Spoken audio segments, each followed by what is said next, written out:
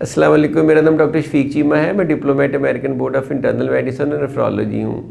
Currently I am working at Jinnah hospital at a professor of nephrology.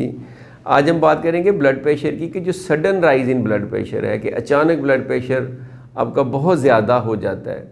जैसे आपका 220/140 हो जाए अचानक।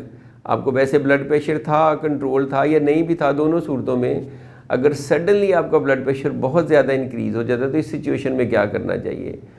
तो इसमें दो टर्मिनोलॉजी इस्तेमाल होती है। कहते हैं हाई ब्लड प्रेशर को हाइपरटेंशन कहते हैं। हाइपरटेंशन अर्जेंसी होती है कि इसमें अर्जेंटली आपने कुछ ना कुछ करना होता है। दूसरी हाइपरटेंसिव इमरजेंसी होती है, उसमें तो आपने फौरी इमरजेंसी में जाना होता है। तो पहले बात करते हैं हाइपरटेंसिव अर्जेंसी की कि आपका ब्लड प्रेशर तो बहुत ज़्यादा हुआ है लेकिन आपको अलामत कोई नहीं है, सिम्टम कोई नहीं है, आप ठीक है, नॉर्मली बैठे हैं, कोई चेस्ट पेन नहीं है, कोई ब्रीदिंग का मसला नहीं है। हाँ, थोड़ी बहुत इरिटेबिलिटी, हल्का फुल्का हेडेक हो सकता है, उसकी मैं बात नहीं कर रहा।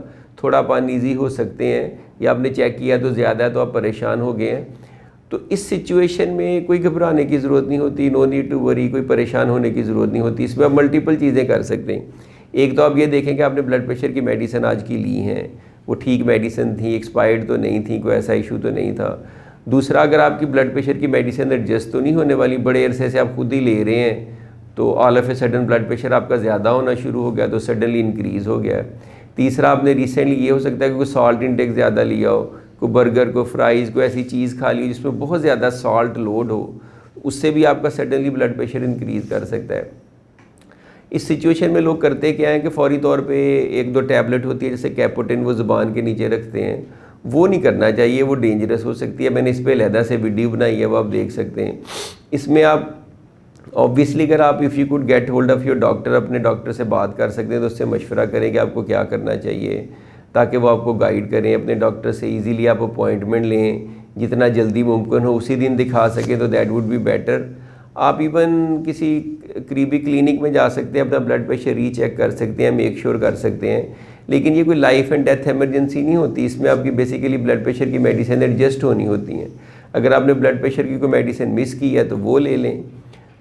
कभी कभार एक मेडिसिन होती है एमलोडेपिन, बड़े ब्रांड नेम से आती है, ब्रांड नेम्स की चले बात नहीं करते, जिसमें भी एमलोडेपिन सॉल्ट है, वो एक सेफ़ मेडिसिन है। अगर आपको ऐसी सिचुएशन में वो 5 या 10 मिलीग्राम लेनी पड़े फौरी तौर पे तो उसमें कोई हर्ज नहीं होगा। बहुत सारी ऐसी दवाइयाँ वो आप इस तरह नहीं ले सकते बगैर डॉक्टर के बताए, लेकिन ये जो मैंने स्टडी की है उसमें मेरे ख्याल में रिलेटिवली सेफ़र है। अगर आप ले लेंगे तो आपका ब्लड प्रेशर थोड़ा सा कम हो जाएगा लेकिन आपको कोई परेशानी की भी ज़रूरत नहीं है। लेकिन ऑब्वियसली डॉक्टर से मशवरा करें और उसके मशवरे से चलें। दूसरी सिचुएशन ये कि आपका सडनली ब्लड प्रेशर बहुत ज़्यादा हुआ है और साथ आपको कोई ना कोई अलामत हैं, सिम्टम्स हैं। जैसे आपको चेस्ट पेन है, इसका ये मतलब हो सकता है कि खुदा न खास्ता साथ हार्ट अटैक तो नहीं चल रहा, या ये कि आपको सांस का मसला हुआ है ब्लड प्रेशर के साथ। उसमें ये हो सकता है कि कभी कभार ऐसे होता है कि आपको पल्मोनरी डीमा हो जाता है, फेफड़ों में पानी पड़ जाता है, हार्ट फेलियर में चला जाता है। इस सिचुएशन में ज़्यादा ब्लड प्रेशर एक मेडिकल इमरजेंसी होती है। या आपका बहुत ज़्यादा ब्लड प्रेशर हुआ है और साथ ही आपको एक साइड की वीकनेस हो गई है या थोड़ा मुंह टेढ़ा हो गया, जैसे स्ट्रोक होता है, फालज होता है, फालज की अलामत अपीयर होनी शुरू हो गई हैं। या ये कि आपको आपका जो मेंटल स्टेटस है वो अल्टर्ड हो गया, आप थोड़े कंफ्यूज हो गए, डिसोरिएंटेड हो गए, सीवियर हेडेक आपको हो रहा है। तो सीवियर हेडेक हो सकता है कि ब्रेन में कोई ब्लीडिंग हो गई हो हाई ब्लड प्रेशर की वजह से। अल्टर्ड मेंटल स्टेटस का मतलब है कि आपको मे बी हाइपरटेंसिव इंसेफलोपैथी कंडीशन होती है, बहुत ज़्यादा ब्लड प्रेशर का ब्रेन पे असर होता है। तो ये जो 4-5 कंडीशन है ना कि ब्रीदिंग का मसला, चेस्ट पेन, अल्टर्ड सेंसोरियम और जो आपको बाकी मैंने सारी 5-6 चीज़ें बताई हैं, ये सारी with very high blood pressure ये इमरजेंसी होती है। इसमें आपने फौरी तौर पे नियरेस्ट एमरजेंसी रूम में रश करना होता है। आप 911 या जो भी रेस्क्यू 11 को कॉल करके 1122 को आप एमरजेंसी जा सकते हैं, या आप घर में किसी को कहीं गाड़ी निकालें, आप एमरजेंसी चले जाएं। वहाँ पे जाके वो आपका ब्लड प्रेशर चेक करेंगे, रीअसेस करेंगे, ईसीजी करेंगे, एक्सरे करेंगे, कुछ ब्लड टेस्ट करेंगे और फिर ज़्यादा चांसेस है कि आपको एडमिट करें और इंट्रावीनस मेडिकेशन दें। वो मेडिकेशन जो ड्रिप्स की सूरत में या इंजेक्शन लगते हैं ताकि आपका ब्लड प्रेशर थोड़ा सा कम किया जाए। उसमें फौरी तौर पे कम नहीं करना होता, वो भी डेंजरस है। 10 से 15 डिग्री वो कम करते हैं और फिर ओरल टैबलेट्स देते हैं या आईवी टैबलेट्स, कुछ आईवी इंजेक्शन कुछ अर्सा जारी रहते हैं। तो ये मैंने आपको थोड़ा सा गाइड किया है इस सिलसिले में कि अगर आपका सडनली ब्लड प्रेशर इंक्रीज़ हो जाए तो क्या करना है।